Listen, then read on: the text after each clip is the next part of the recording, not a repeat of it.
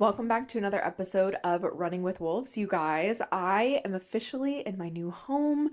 I am so excited. This is actually the first episode that I have ever recorded in my new studio, in my new house, in my new office. I am so excited. Obviously, in my welcome back episode, you guys kind of heard me talk a little bit about my termite debacle, all of the things that have just been the universe has just been teaching me so many lessons because of them. So I'm really excited to officially be in my new office and officially be in my new setup. So you'll probably see like a couple of things here and there get added to the set if you guys are watching this via video on YouTube or anything, any other platform. However, if you're just listening to this on audio, obviously you can disregard, but I'm very excited to be in my new studio, able to record, have all the good things set up. I'm literally like looking at the computer, making sure everything looks okay. Mic's all set up, so I'm super excited. Today, our episode is really going to be kind of digging into something I've been getting a lot of questions around recently. And when I say a lot, I mean probably every single person I've had a conversation with in the last month has mentioned that this has been their experience to me. So, with that being said, we are basically going to jump into having a conversation around how to make your audience move when it comes to buying from you, to investing in your services instead of just waiting for them to move. And the reason why I want to have this conversation with you guys and I want to teach you really how to do this is because I've had so many business owners asking me the question of, why isn't anyone biting? Why are my leads ghosting me? No one is engaging with my content, right? And whether it's because of the economy or a shift in social media, how people market, how people buy, maybe your buyer types have changed in your audience. The reality that most business owners, I don't actually think understand, is that if you're waiting for your audience to make the first move, i.e., inquire, i.e., purchase, you have already lost the sale. And I really want you to let that sink in because you guys, you don't have to wait for your audience to buy from you. You can actually make them buy with the right marketing strategies, sales psychology, etc. Everyone always thinks that you have to wait for your audience to be ready to buy, but no one actually ever talks about like how to make that happen. And honestly, if you are a business owner, I want you to really think about this because as I was writing this episode, as I was writing this script, I was kind of thinking about like, when is the last time as a business owner that I've ever sat around and waited for something to happen? Waited for timing to be perfect on something, waited for someone else to determine when I could make a sale. Literally never. If you want something as a business owner, if you have a goal, you go and you accomplish it. You don't just wait around until it feels like perfect timing or until someone else is ready or any of those things. No, you're like, no, I'm going to fucking do it. So why would anything be different when it comes to your sales? Why would you wait for your audience to buy from you when you could just say the right thing to get them to buy? See what I'm saying? Are you picking up what I'm putting down? So, without further ado, I just need you to know that this episode is going to kind of be your wake up call to stop waiting and take your power back and start driving the traffic of your own fucking sales and business. Let's get into it. So, before we get into how you're going to do this, I want to have the conversation around mistakes that most business owners make when it comes to the sales and marketing of their business and kind of like this category of conversation, right? Let's kind of just call it what it is, shall we? Most of the content that I see online from business owners that leads to this kind of dynamic with their audience is very reactive. Business owners are putting out content that positions their product or their service as a nice to have rather than a holy fuck, I need to have this product or this service, and praying to God that whoever lands on their page really connects the dots and makes it so that they see a sale. If you're experiencing a situation where your audience is not buying as quickly as you want, my automatic assumption is that you are creating posts hoping that somebody feels like buying rather than telling them why they should buy now. But the reality is that businesses do not run on hope. They run on demand. And demand is something you have to create. It's not something that just happens, right? There is natural demand. For example, I don't know that there's ever going to be a time where there isn't a demand for toilet paper, right? God, I hope not, right? I hope we never get to a place as a society where there is not a demand for toilet paper. However, there is a natural demand because that is something that people need to use in their day-to-day life to be clean, to be sanitary, in their routines, right? You can't control if and when you go to the bathroom. And so, because of that, you can't control if and when you need toilet paper. You just need it. So the demand that most toilet paper companies are going to have to create is more so demand around their brand. Why should you purchase from them rather than why should you purchase toilet paper point blank period, right? Versus let's talk about like slippers, right? There probably isn't, if you're going through a recession, if something is happening in the world, there probably isn't going to be a natural demand for slippers or hairstylists or any of those things, right? Those are all things that are not I need to have this right now to operate on a day-to-day basis, right? Slippers are a nice to have. Makeup is a nice to have for most people. Hair products are a nice to have. Hairstylists, nice to have. A fashion stylist, for example, is a nice to have. You are not going to have natural demand created for your product or your service if it isn't something someone needs to have on a day-to-day basis to survive, which means that not only are you going to need to create demand for somebody to purchase from you, you are also going to need to create demand for someone to purchase your product or service as a category, point blank, period. So to have this assumption that you can just willy-nilly create content and hope that somebody lands on your page and feels like buying is probably the most naive perspective and mindset that you could ever have as a business owner, and quite frankly is a very dangerous mindset to have as a business owner. So I want you to think of your audience like a passenger in a car, right? If they don't know where you're going, if you haven't laid out the roadmap for them, they're not going to suddenly yell, turn left, that's your exit. If you don't give clear directions and instructions, that person is going to sit there silent, unsure, and potentially even eventually hop out of the car because they're like, okay, we're just like driving aimlessly for hours. Like, what's the fucking point? I'm at danger here, right? The same goes for your audience unless you tell them, here's what you need to buy. Here's where you're going with my brand or my business. They're not going to buy from you. You can't have that automatic assumption, right?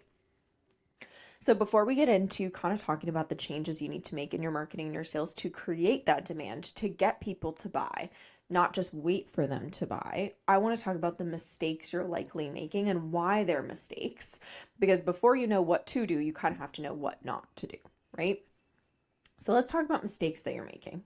If this is your experience and you're putting out content consistently, I'm not talking to those of you who are not putting out content consistently. So like, don't even come for me when you're like, well, I just don't know what to post. I'm not posting consistently, blah, blah, blah. No, you're not who I'm talking to.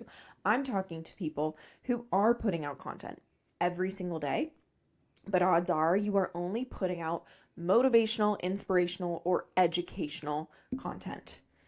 And the question I want to ask you if you're doing that is, if you are not asking someone to buy or telling them why they should, why would they? I really want you to think about this. When was the last time that the sole reason that you purchased from a brand or a business was because they were educational? They gave you value. They taught you something. I've used this example before, but I used to work for Nordstrom when I was like 19 years old and I did makeup. So I got into a very intense makeup phase where I watched a lot of like the OG YouTube beauty influencers, like for example, Jaclyn Hill, right? She was one of my favorites. Honestly, still is to this day. I know she's had some controversy, but I genuinely like love her as a person, or at least the persona that she presents, right? Here's what I will say. Her OG tutorials were so value packed. It felt truly like I was honestly attending like a makeup masterclass, right? But I bought a lot of products that she used in her videos. And the reason why I purchased them was not because of how she taught me to use them, it was because of how she described them. So, for example, in the very early stages, for those of you that watched Jaclyn Hill, you would know she went through a very intense, like, Makeup Geek, which was a makeup brand at the time. She went through a very intense obsession with Makeup Geek. Those were for like the majority of her in the very beginning of her influencing career. That and MAC, because she worked for MAC, was like the only eyeshadows that she would use, right? So I bought a lot of Makeup Geek eyeshadows, but again, it wasn't because she sat there and was like, so here's how you blend the eyeshadow out. You want to use windshield wiper motions and you want to layer, but only until your wrist is tired from blending and blah, blah, blah, right? That is not what made me go purchase the shadows. What made me purchase the shadows was how she talked about them. She's like, they're actually really great for beginner makeup artists because they're super blendable, they're super creamy, they're very long lasting. I haven't even hit pan, which means you hit like the bottom of the eyeshadow yet, and I've been using these for like 2 years almost every single day, right? So she's talking about things that I want out of an eyeshadow. She's talking about my desires. I need something that is beginner friendly, super blendable, because I don't want my makeup to look chunky or crazy. And on top of that, very long lasting. I want ROI on my makeup products. I want something that is going to last me a long time if I'm going to pay a lot of money for it, and I want something that's high quality. I will stand by the fact that that is why I purchased those shadows and not because of how she taught me to use them. So for those of you that want to fucking fight me, because I hear this every day, you guys love to sass me and I will sass you right back because you're like, I buy from brands and businesses all the time because they, create educational content. Really, give me one fucking example and I will tell you how the reason that you purchased from that brand or that business was not because of their educational content. It was because they probably talked about a problem of yours, a desire of yours, and how their product or service fixes that. And yeah, they probably accompanied it with a little bit of educational content, but that was not the thing that got you over the edge. And if they took away the problem, desire, solution selling content, you wouldn't have bought. I stand by that. You guys can challenge me all you want, message me on Instagram, any of the products or services you've purchased or invested in, and I will tell you why educational content was not the reason you bought from them. Here's the reality that I need you guys to understand is that information does not equal invitation. You are acting in your content and in your marketing like a professor when you should honestly be acting like a personal shopper. You need to tell them what to do and why they should be doing it with you. So if you're posting content like 5 ways to improve your gut health, or here's what I would do if I was starting my business over, or how to style a bookshelf, why are you expecting people to invest in your services or purchase your products? Mistake number 2, you are giving people space to think about it. You are not creating urgency as to why they need your product or service now. Especially when we're going through an economic shift, especially when there are phases of life and business, depending on who your target audience is, where people are holding their purse strings a little closer. They're being just a little more cautious with how they spend money. They're still spending, they're still investing, but it's going to take more than just, ooh, I like that product. Ooh, that service sounds really interesting for them to invest. And so because of that, especially during these phases, you need to be creating urgency in your content.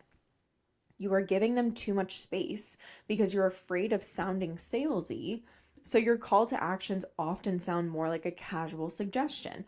DM me if you're curious, or spots are open if you want to grab one, or, get our products in the link in our bio, right? Yeah, you're selling technically, but you're not giving them any reason as to why they should buy now. There's no urgency, there's no directive, and there's no conversion because of that. When you give people space to think about it, rather than constantly showing them why they need to move now, they will either decide they will talk themselves out of the sales process, or they will go to your competitor and purchase their product or invest in their service because your competitor told them why they needed it now. Mistake number 3, you are treating every post that you create and publish like an island. Here's what I mean by that. You post something on Monday, then something random on Wednesday, then hope by Friday that someone has connected the dots and read all of your content and is like, I should buy from Savannah, right? If you are getting people asking you like, I guess I'm just kind of confused as to like what you do, right? Or like, what do you actually offer? Or I didn't realize that you were offering that right now. That is a signal that your target audience is not binging your content and your content is not forcing them through the marketing funnel in the way that they should. And so, because of that, there's going to be a stall in them purchasing from you because it's not getting them to have that light bulb moment that they need to be like, whoa, I need this product or I need this service and I need it yesterday. To me, what that tells me is that you are invisible to your target audience because you are inconsistent. And I'm not talking about being inconsistent in your posting, I'm talking about being inconsistent in your strategy. If you are in a mindset of, oh, well, I just post when I feel inspired, or I just post when I have something to talk about, it shocks me the amount of business owners that still have this mindset. They're like, oh, I finally got a client win, or oh, we're prepping a new product or something like that for launch. And so I finally have something to talk about. Great. But why do you expect that now that you finally have something to talk about and you've been ghosting your audience, that your audience is all of a sudden going to purchase from you? It doesn't work like that. So honestly, to me, the way that I look at this is not like a funnel. It's kind of like a scrapbook, or like jeans that you've put a bunch of patches all over, or like a denim jacket that has a bunch of just like random patches on it. That's how your marketing feels right now. And it's confusing your audience, and confused people do not buy. They truly need to understand what their problem or desire is that your product or service solves, who your brand or your business is, why you solve it better than anybody else, and why they need it now. That is what they need in order to purchase. Now that we've kind of talked about the mistakes you're currently making in your marketing and your sales that are making it so people aren't buying from you pretty much immediately, I want to talk about how you can actually get people to move so that you are in control of your sales and your audience isn't. Number one, you need to trigger both emotion and logic. And here's what I mean by that. You need messaging that hits both the oh my gosh, I need this emotion. And then you also need the this actually really makes sense for me right now logic in order to create a sale. And most people only hit one out of the two. So, what I mean by that, as far as oh my gosh, I need this emotion, is selling to your audience based on their buyer types, right? So what that does is it hits their boxes of this is what I needed to hear in order to be completely sold that I need to buy this now. You're selling to them based on the things they take into consideration when they're making a purchase or an investment. So that actually could be an emotion. It could be relationships. It could be details or logistics or analytics or ROI. It could be a lot of different things, right? But you need to know what makes your target audience tick, what makes them buy, and you need to sell to them based on that to get them to be like, okay, I need to move now. The I need this right now, this actually makes sense for me logic side of things is their problems and their desires. So if somebody doesn't recognize that they have a problem or they have a goal that they cannot solve or hit on their own, if they don't think that, why would they even consider purchasing your product or investing in your service? There's no point, right? To give them the I need this now feeling, they need to know the problem they're currently facing, whether they recognize that they have it or not. You need to show them they have a problem. And then on top of that, you need to show them how that problem presents a gap between where they are now and where they want to be. And that's where you plug the product or the service through the lens of their buyer types to get them to be like, oh, that's the solution that I need. Ready, go, purchase. So let's do a couple of different like examples, I would say, of for a product or service based business, what that could look like. So for product-based businesses, let's say you sell personalized wellness journals, right? Instead of saying this journal is going to help you stay consistent, here's what you should be saying instead. You're doing all the things: therapy, meditation, goal setting, but nothing is sticking because it's scattered. This journal is designed to give you structure without shame. Start now so that your next month doesn't have to look like your last one.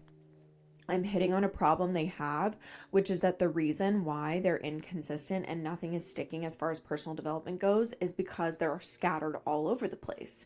So the solution that I'm giving them is a place all in one that gives them the structure that they need, that solves the problem that they have, so that they can actually personally develop and grow in the way that they want to. And bonus points, I actually created a little bit of urgency there because I basically said your next month doesn't have to look like your last one. So, like, if you purchase now, your next month will not look like your last one because you've started something new, you've done something different. If you are a service-based business, let's say you are a brand strategist, instead of saying, I help you build a cohesive brand, you should actually be saying, your content is really pretty, but is it making you sales? I help you build a brand that makes you an obvious choice so you can stop getting ghosted and start hearing, I need this on repeat. So, the problem we're fixing is that they're tired of getting ghosted. The reason we're giving them is because their content is pretty and not highly converting. And the reason why they need to fix that now is so that they can stop getting ghosted and start hearing I need this on repeat. That's the solution that you offer is I'm going to help you stop getting ghosted. And as far as they know, they need to invest in this service immediately so that they can stop getting ghosted because that's the answer to their problem. That in and of itself creates urgency. All right, step number 2. Instead of using super passive language like DM me if this sounds interesting, or here's what I offer, or just launch something new. Stop saying things like that. You're giving people suggestions instead of telling them what to do. And people need to be told to buy, or else they're not going to buy. Instead, you should be saying something like, here's the exact result I help you create. Here's how I do that. DM me now to start so that I can get you that exact result. Oftentimes, what I hear people say is like, oh, well, I sold in my caption. And I'm like, yeah. And then you just left them with like literally nothing. People overestimate the importance of a good call to action. Truly. People are like, well, I told them that my new offer was live. I'm like, incredible. And what would make them actually want to go and purchase that new offer or invest in that new offer? Because I told them the solution that it would create for them. Cool, now what? They're like, oh, interesting. Scroll. That's probably what's actually going to end up happening unless you tell them, hey, here's how to get access to that. People, I love people, but people are like sheep. They need to be told what to do in order to do it. Otherwise, they're good. So again, some product and service-based examples. If you have a product-based business, let's say you have like a candle brand, right? Instead of saying our new drop is live, say our new gratitude candle collection just launched. There are only 100 available and you need to add them to your cart now before they're gone. The link is in the bio. You are saying what it is. You're saying that it just launched. You're telling them that you only have limited capacity, or not capacity. You're telling them that you have a limited quantity. There's only 100 available. So that in and of itself creates urgency. And then you're telling them where to go so that they can go purchase that. If you have a service-based business, instead of saying, let me know if you want to learn more about my coaching, say, ready to stop guessing about your marketing. DM me the word strategy and I will walk you through what's keeping your content from converting. So you are telling them, if here's the problem that you have, which is you are second guessing your marketing. If you want that fixed, DM me this exact word and here's what I will do for you, which is I will tell you why your content isn't converting. Simple, to the point. Here's your problem. Here's the solution to it. Here's where you can access that. Easy. But you have to tell them where to go. You have to tell them why they should be buying, what they're going to buy, where they can buy it in order for them to actually move. And then number 3 is to build a flow and a funnel, not just posts. The reality that you guys need to understand is that just posting one piece of content isn't enough. You need an actual funnel that actually pulls your target audience from, I just found your brand or your business, and you've kind of piqued my interest, to actually purchasing. And one piece of content that you thought of when you were on your walk and listening to a podcast episode because you felt inspired is not going to be enough to do that. You need an actual buyer's journey through your content that takes them, again, from you've piqued my interest to, wow, I need that product or that service because I have that problem. Wow, I need to work with Savannah to get that service. Oh my gosh, I need to work with Savannah now to get that service because I want those results and I want them in that amount of time. The way I want you to think about this is by essentially thinking about our wolf funnel, right? So attract, warm, convert. So it's going to be visibility, hook their interest, right? Then that warming is going to be education, value, how you do things differently, why your brand or business is different, what their problem or desire is, problem or desire aware content. Then solution selling through their buyer types, social proof, urgency, objection handling, right? Call to action, tell them where to go. Then have a DM sales conversation or sales call if you're a service-based business, or they go to your website, add your product to their cart, and then they end up closing, right? If you're a product-based business. That is a flow. That is a funnel, you guys. That is not necessarily something that is a fluke. If somebody buys, I know exactly why. And I can probably trace back, if I know the day that they found me based on interactions with our content, I can tell you the exact pieces of content that moved them through that funnel and got them to actually purchase. Because every single piece of content that we create is strategic, is intentional, pushes them through that funnel, and gets them to buy or invest like a freaking no-brainer process. So again, product or service-based examples. So if you have a product-based business, again, let's go back to the candle example. Day one would be, do you ever light a candle and feel instantly calm? Here's why scent is a secret nervous system reset, right? So again, desire-based, you want to feel calm. And I'm giving you some value of, hey, here's actually the scientific reason as to why that happens, and giving you a little bit of like interesting information and showing my expertise in that area. Day two, we created these for women who are healing, hustling, and trying to hold it all together, right? So again, identifying with the target audience, talking about what their problems are, talking about what their desires are, and talking about the solution that we offer. Day three, here's what our customers are saying, social proof, right? So the first 2 days are warming. Day three transitions into conversion. Day four is going to be the calm you've been craving. It's waiting. Shop the set now, right? So that is going to be more conversion-based content. It's going to be, hey, have you been craving like a calm environment? Here's how our candles are going to do that. Here's where to go grab them. And then day five would essentially be some sort of objection handling content, depending on what your target audience is objecting. Maybe it's price point for it, right? And here's why you should buy our candles versus going and buying yours at the 99-cent store or at Target, right? Here's how artificial scents from Target candles or any other drugstore candle can actually harm your nervous system and not help it, right? So you're handling their objections before they even come into that conversation with you.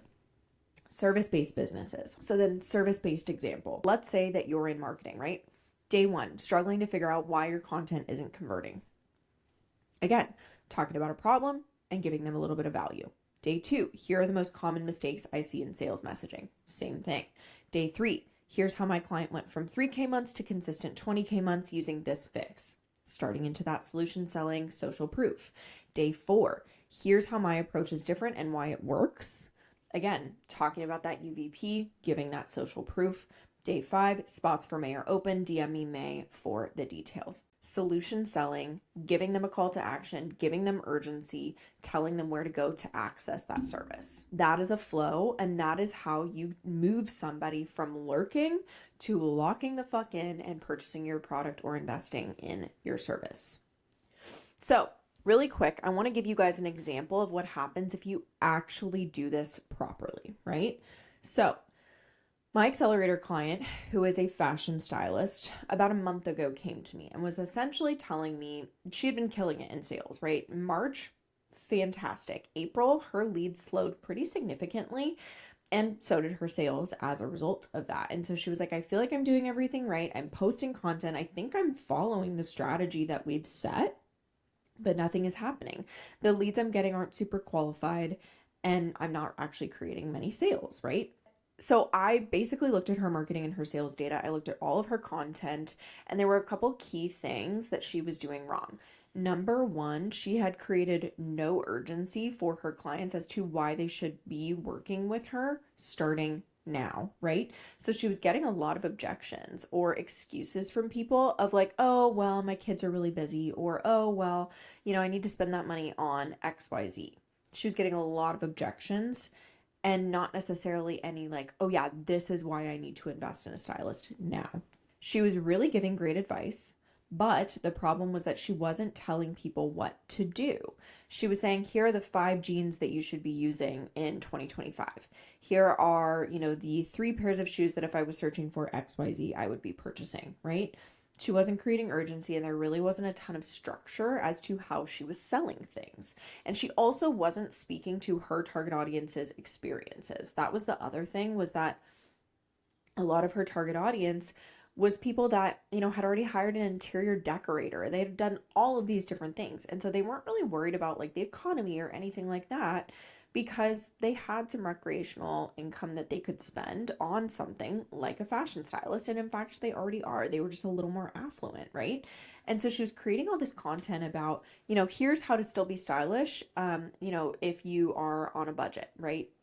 Here's how, here are the 5 things that you should go to Ross or TJ Maxx and shop for, which nothing wrong with that whatsoever. I love a good TJ Maxx haul. However, the problem with that is that her target audience didn't resonate with that. So content was going right over their head. They weren't consuming it, and therefore they weren't actually inquiring. So we kind of shifted things basically, right?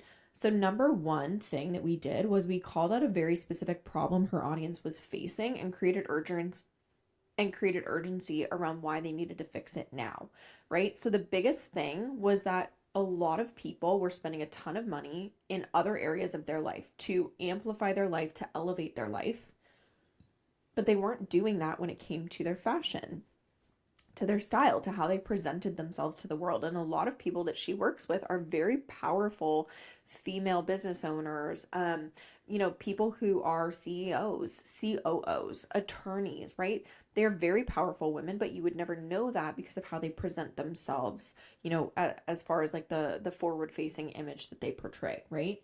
So we actually talked about that, and we basically said, like, you're hiring an interior designer, your home looks like somebody who is incredibly successful lives there, but then if somebody saw you on the street, they would never know that that was your apartment because you're not even investing in a stylist. The second day was we again created a little bit more awareness around her method for things, her accelerator program, why it was so long, why she taught people, outfit formulas or things like that instead of just shopping for them and then basically sending them like a curated list, right? So we talked about her method for solving that problem and the transformation that it created, and also how they would feel once they worked with her, because her buyers are a little bit more emotional. Day 3, social proof, we dropped a win from a past client. Day 4, we handled the potential objections that people would have, which is essentially for them, they were like, I'm willing to spend this kind of money. However, I just want to make sure, that I'm actually going to get what's going to be really important to me in this process, which is not just, again, a list of curated items. It's more so going to be, hey, how do I put all of this together so I know what to wear on a day-to-day basis? Day 5, again, we created more urgency around why they needed to invest now and then also how to do it. And you guys, she literally told me last week, within less than a week, just from that one little switch in her content, she made $11,000 in 1 week. $11,000. And on average, I think she was making about like 25K per month. So in less than a week, she made almost half of what she normally makes in 1 month from those marketing changes. So when I tell you, we did not create a new offer, we did not do anything different. It was the same audience, but we just moved them in a different way. That is so freaking possible for you. I need you to understand that you do not have to sit there and take it on the chin when your audience isn't buying from you in the timeline you want them to. It doesn't work like that. You do not need to be at the beck and call of the algorithm, of the economy, of your audience. If you know how to leverage your marketing properly, you can make people move and you can get them to buy. So with that being said, as a little takeaway, I want you to look at your last 3 posts and I want you to ask yourself, did I tell people what I want them to do? I.e., did you tell them where to go to buy your product or invest in your service? Did I give them a reason to do it now? Did you create urgency? And number 3, did I create a logical and emotional reason to buy? So again, did you speak to a problem or desire they had and show how you solve those things with your product or your service? And did you sell to them based on their buyer types? If the answer is no, you don't need a new offer. You don't need to change up a bunch of different stuff. You don't need to go viral. You don't need to pay for ads. You need better messaging and you need to create better movement. So, with that being said, if this episode really hit home for you and you are recognizing, like, okay, I actually don't need more content, I actually need a strategy that converts, I want you to message me on Instagram with the word move.